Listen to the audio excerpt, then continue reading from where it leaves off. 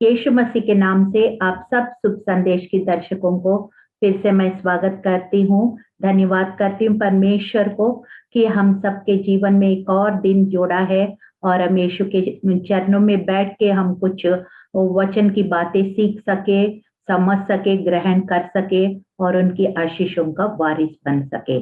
छोटी सी प्रार्थना के साथ इस कार्यक्रम को हम शुरुआत करेंगे। धन्यवाद महान सामर्थ्य पिता, राजाओं का राजा, प्रभुओं का प्रभु, ईश्वरों का ईश्वर, प्रभु यीशु, तेरे लहू के द्वारा प्रभु हम पिता के अनुग्रह सिंहासन पर आते हैं। दूसरा कोरिन्थियों 3 और 5 में लिखा है, Yeshu you are our sufficiency, you are our El Shaddai, more than sufficient God.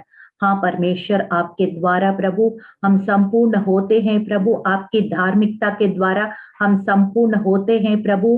पहला कोरिन्थियों 1 और 30 में लिखा है, तू हमारी रिडेम्पशन है, सैंक्टिफिकेशन है, तू हमारी छुटकारा है, तू हमारी सब कुछ है परमेश्वर पिता, विजडम है। इसलिए आपके द्वारा प्रभु जो कुछ आपने पवित्र आत्मा की सहायता से जो वचन दिया है, मैंने तैयार किया है और उसके ऊपर आप पवित्र आत्मा का मोहर लगा के देखने वाले दर्शकों को प्रभु और बोलने वाले मुझको, मेरे परिवार को, सबको परमेश्वर आपके आशीषों का हमें वारिस बनाओ प्रभु और तेरा राज्य का उन्नति हो।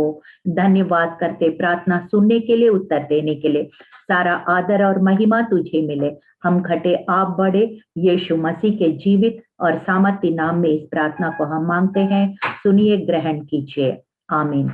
जो विषय आज लिया है, how does God bless the works of our hands. परमेश्वर हमारे हाथों को काम पर कैसे आशीष देता है, कि इसके लिए हम वचन से सीखेंगे। हम सब सोचते हैं हमारा कामकाज, हमारी व्यवसाय, बिजनेस हो, सेक्युलर जॉब हो या सेवकाई हो या बच्चों का स्टडीज हो, क्यों ना हो, कोई एंट्रेंस एग्जाम हो, जो प्रोफेशनल कोर्स का पढ़ाई कर रहे हो, किसी क्षेत्र में भी हम अपना हाथों का मेहनत को आशीष चाहते हैं।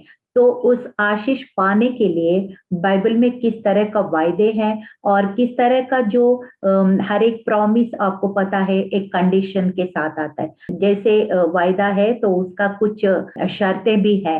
तो इस प्रकार से हम वचन से देखेंगे और हमारी कामकाज को हम और बेटर करेंगे, इम्प्रूव करेंगे, हम और आशीषित होने का अनुभव करेंगे। इस बात को हम आज चर्चा करेंगे, वचन से देखेंगे। सबसे पहले हम शुरुआत में जाते हैं जब परमेश्वर ने आदम और हवा को बनाया है। जेनेसिस 2:15 उसमें लिखा है, तब यहोवा परमेश्वर ने आदम को लेकर अदन वाटिका में रख दिया कि वो उसमें काम करे और उसकी रखवाली करे। जो परमेश्वर ने ये जो आदम और हवा को काम करने के लिए शुरू से, मतलब श्राप आया, पाप आया, उससे पहले ही परमेश्वर ने ये जो व्यवस्था उसने क्रिएट किया है, काम करने का व्यवस्था पहले से, श्राप से पहले से ये व्यवस्था परमेश्वर ने क्रिएट किया है।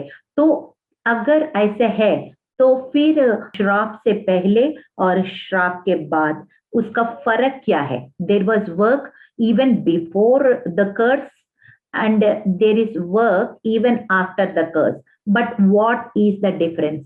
हम ये देखते हैं कि फर्क क्या है। फर्क ये है कि अगर देखा जाए तो आदम और हवा को आदम वाटिका में ही, उस पूरा बगीचा कितने मीलों का है मुझे नहीं पता एग्जैक्टली, बाइबल में ये सब जिक्र नहीं है। बहुत सुंदर वाटिका और मीलों मील, क्योंकि 4 नदियां हैं तो हम आप इमेजिन कर सकते हैं ये बहुत लंबा है वह बगीचा। वो सब देखभाल करने का उनको जॉब दिया गया है। और उसके बाद हम ये भी देखते हैं कितना मिलियंस ऑफ एनिमल्स, बर्ड्स, जंतु, जानवर, सबको किसने नाम दिया है? आदम ने दिया है और परमेश्वर ने उनको आमीन कहा, कंफर्म किया। तो ये सब काम तो श्राप से पहले ही काम परमेश्वर काम का जो व्यवस्था बना दिया। बट डिफरेंस क्या है, फर्क क्या है कि श्राप से पहले द काम, the work that God has given to man was fruitful and productive, मतलब फलदायक था और फिर लाभदायक भी था। और फिर श्राप आने के बाद क्या हुआ, हम वचन से देखते हैं। ज्यादातर मैं वचन से ही सिखाना पसंद करती हूँ। परमेश्वर ने जब आदम और हव्वा ने गुनाह किया, आज्ञा का उल्लंघन किया, क्या बोला था उसने? उत्पत्ति 3:17 से 19 तक मैं पढ़ रही हूँ। आदम से परमेश्वर ने कहा, तूने जो अपनी पत्नी की बात सुनी और जिस वृक्ष का फल के विषय में मैंने तुम्हें आज्ञा दी थी, तूने उसको ना खाना, उसने तू खाया है, इसलिए भूमि तेरे कारण श्रापित है। तू उसकी उपज जीवन भर दुख से साथ खाया करेगा। वो तेरे लिए कांटे और उटकटारे उगाएगी और तू खेत की उपज खाएगा और अपने माथे के पसीने के रोटी खाया करेगा और अंत में मिट्टी में मिल जाएगा, क्योंकि तू उसी में से निकाला गया है। तू मिट्टी तो है और मिट्टी में ही फिर मिल जाएगा।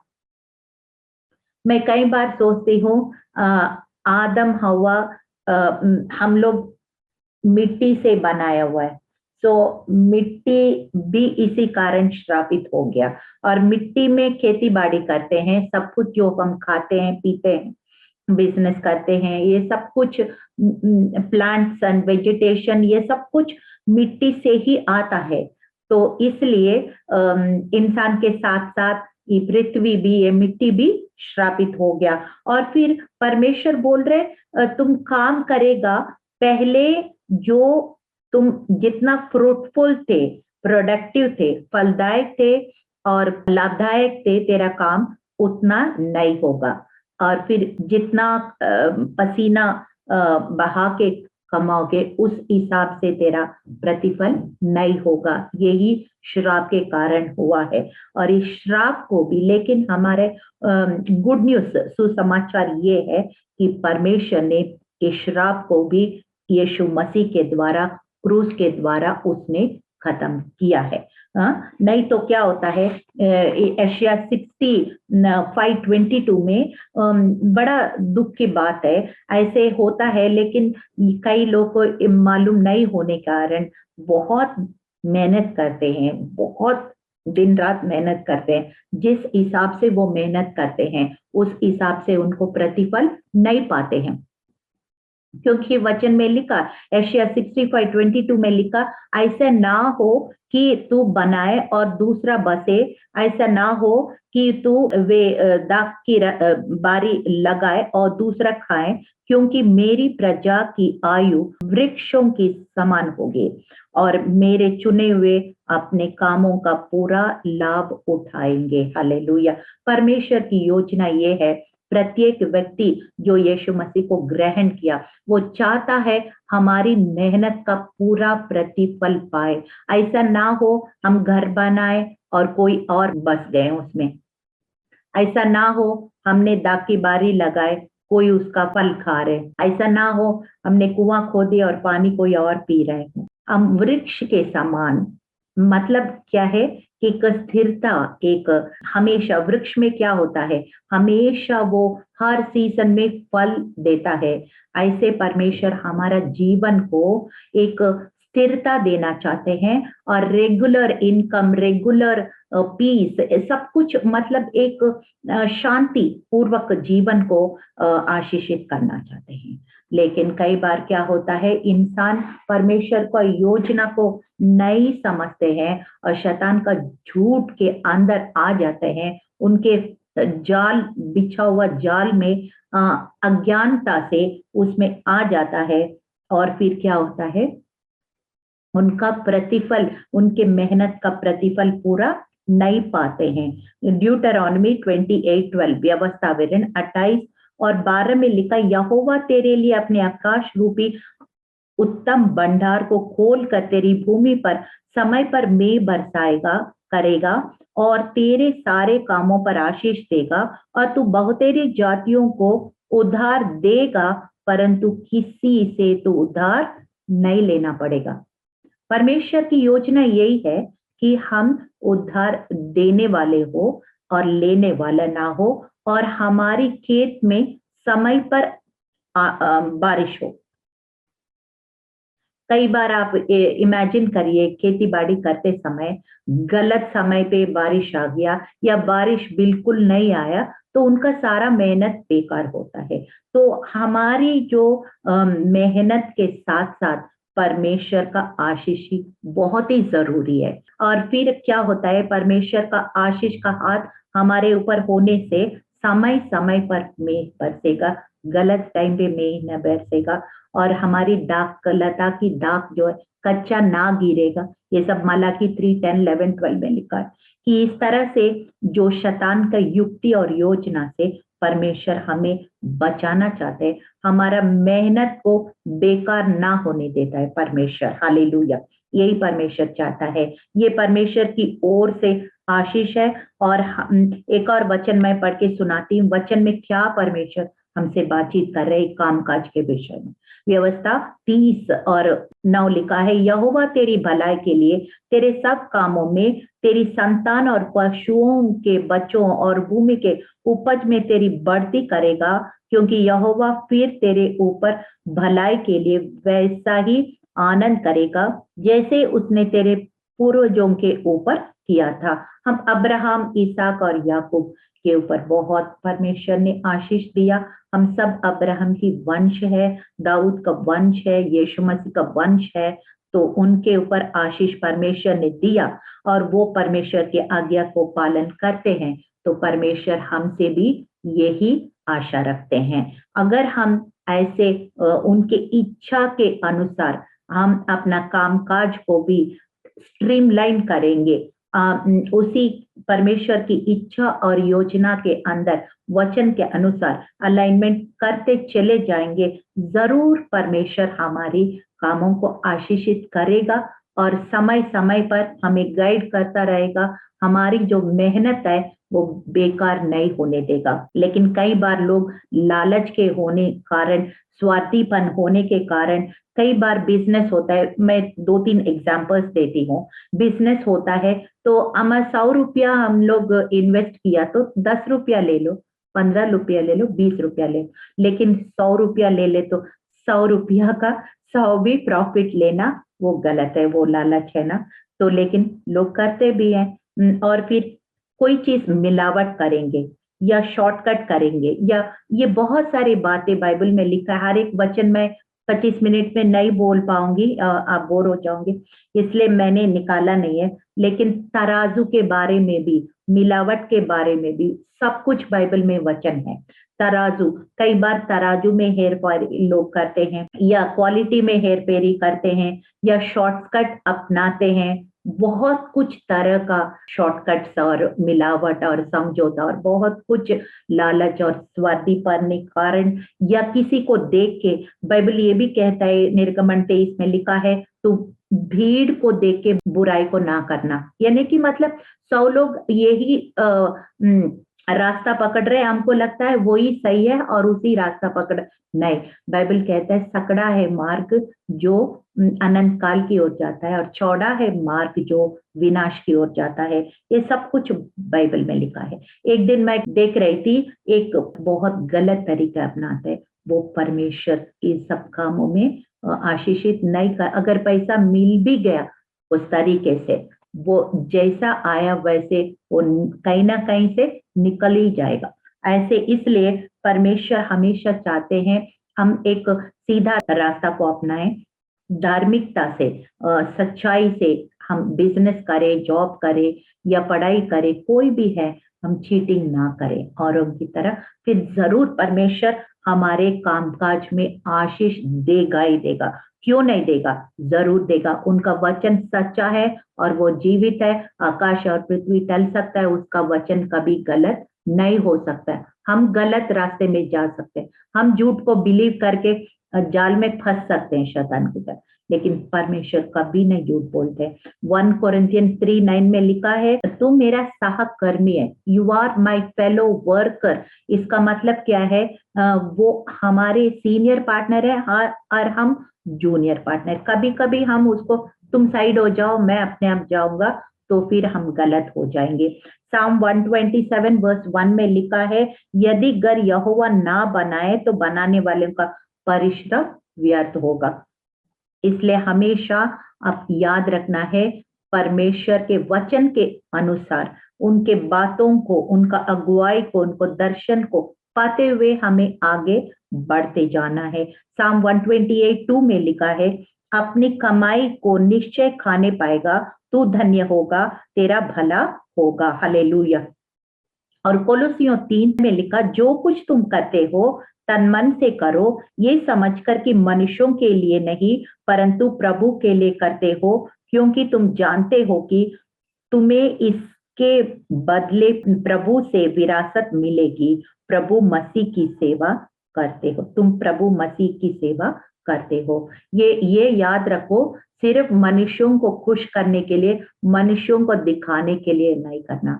परमेश्वर एक अंधे की आंख तुम्हें देख रहे हैं, सीसीटीवी कैमरा की तरह। मैं हमेशा बोलती हूँ, somebody is watching you. Always remember, whether people are around you or not around you, your working style should be the same.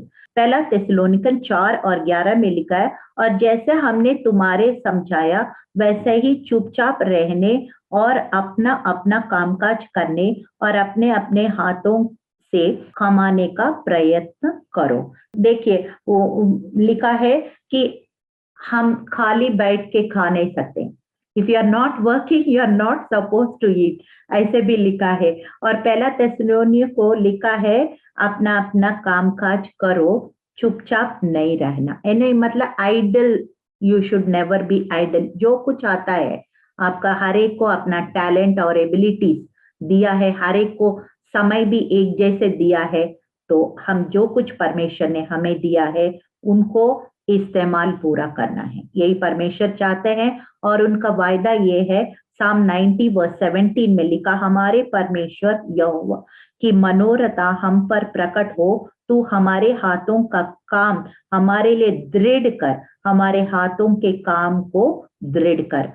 When we work, God will establish. Hallelujah. हम लोग मेहनत करते हैं और परमेश्वर उसको कंफर्म करते, स्थापित करते हैं।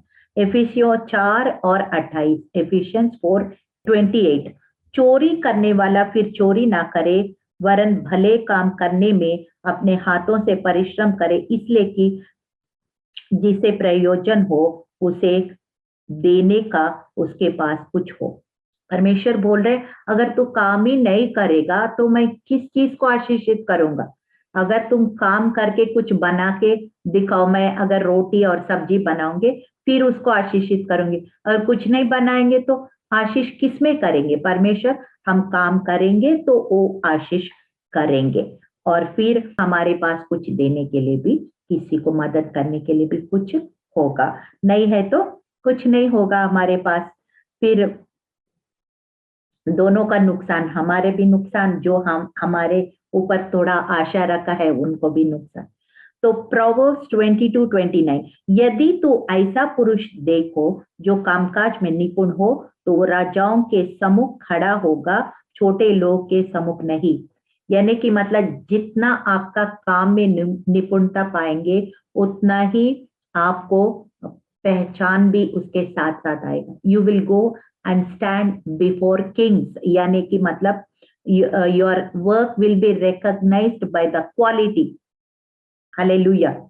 कोलोसियों 3:17 में लिखा है, वचन से या काम से जो कुछ भी करो प्रभु यीशु के नाम से करो और उसके द्वारा परमेश्वर पिता का धन्यवाद करो। कि अगर परमेश्वर हमारे कामकाज को आशीषित देना है तो कुछ बातें याद रखना है, कुछ सिद्धांत हैं जो परमेश्वर पवित्र आत्मा की सहायता से मैंने बनाया है। कोलोसियों 3:17 में लिखा है, और प्रोवर्ब 16:3 में भी लिखा है, ड्यूटेरोनमी 8:18 में भी लिखा है। जब शुरुआत में परमेश्वर के हाथों में सौंप दो उसका काम को, और जब अच्छा सा पूरा करते हो तो उसको परमेश्वर को धन्यवाद की छोटा सा प्रेयर से, मतलब जो कुछ आप करते हो परमेश्वर के नाम से करो, और जो कुछ आपका उसका फायदा मिलता है, उसका इनाम मिलता है, परमेश्वर को महिमा दो। Everything you do or speak or everything should be in the name of Jesus and all the glory. क्योंकि ड्यूट्रॉनमी 8 और 18 व्यवस्था विवरण 8 और 18 में क्या लिखा है कि it is he who gives you power to get wealth.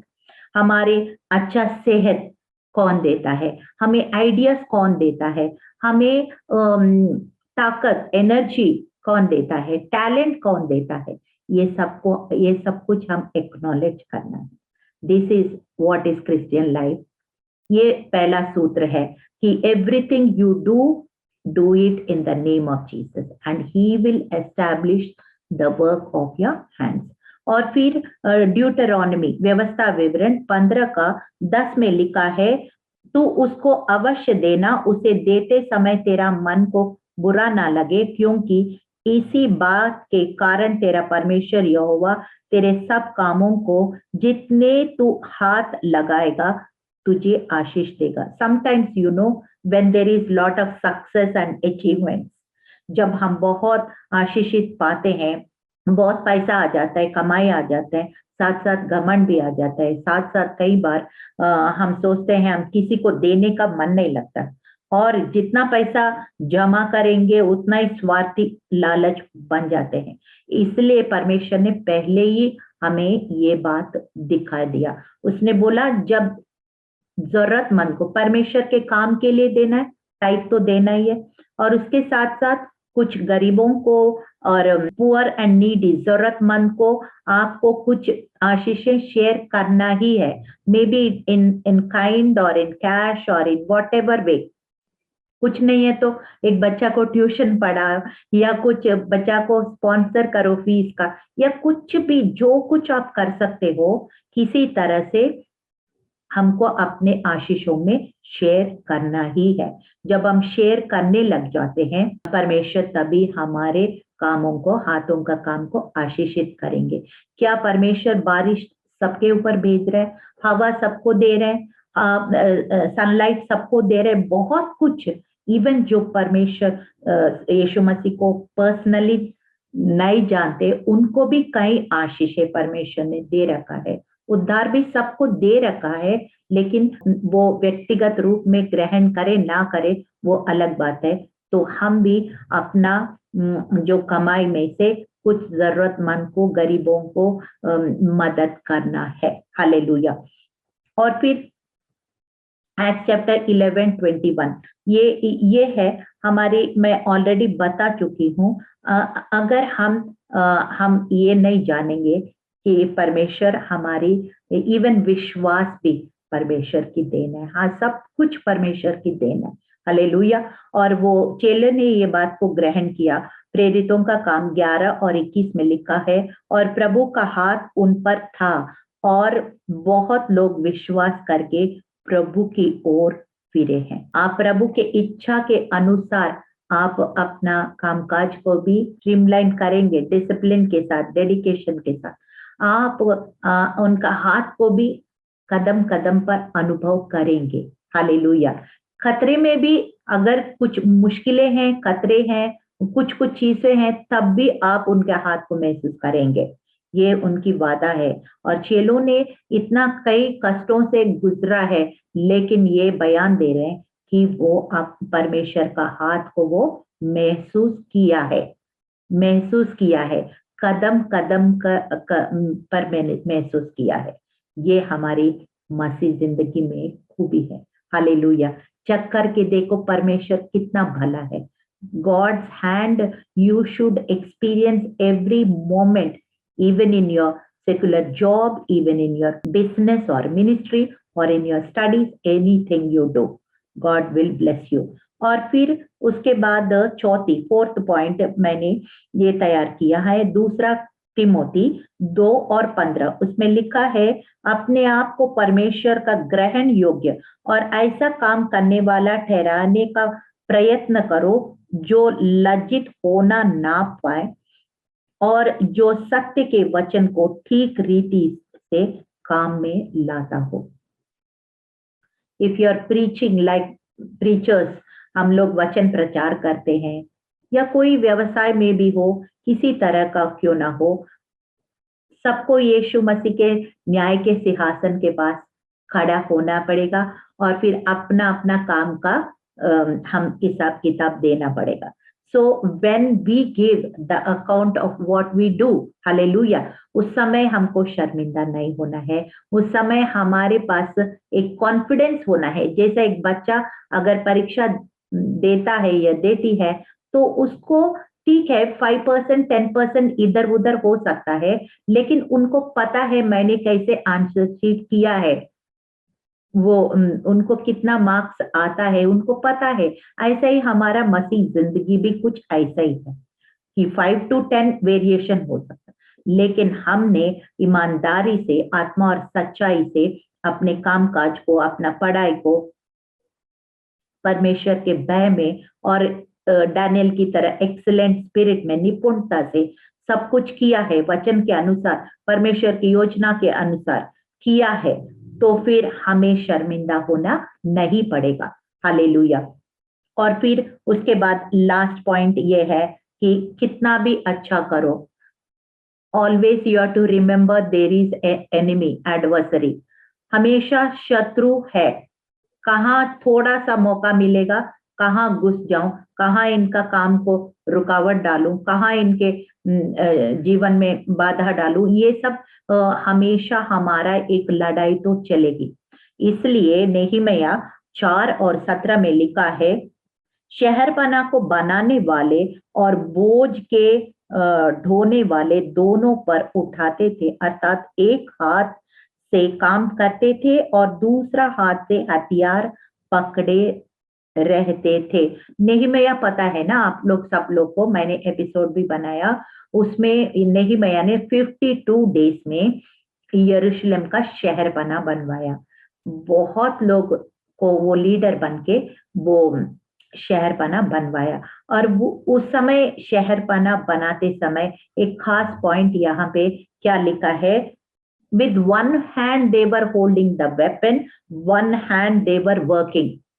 एक हाथ में बनाने वाला जो इंस्ट्रूमेंट्स होता है, टूल्स होता है, वो एक हाथ में हथियार। मतलब कहने का मतलब ये है कि हम कितना भी अच्छा सा काम करें, कितना भी रूल्स फॉलो करें, we should learn to fight the enemy out.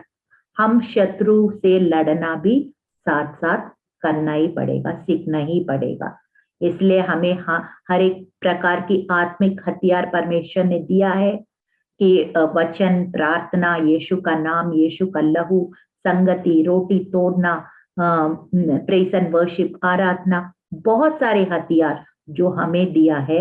और शैतान को हम मौका नहीं देना है। जो हथियार हमें दिया है, एक हाथ से हम उस हथियार, खास करके जो वचन की तलवार, हम लेके रखना है और दूसरी तरह से अपना कामकाज भी दुनिया के लिए भी, one is spirit and one is body, आत्मा के लिए भी और शरीर के लिए भी, दोनों के लिए हम इस पृथ्वी में रहते हुए जीना है।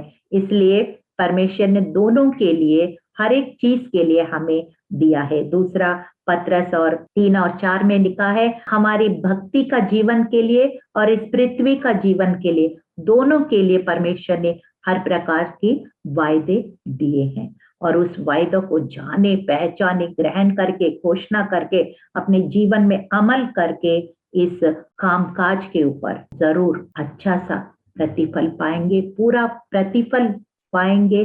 We will be fruitful and productive like the first Adam and ewe.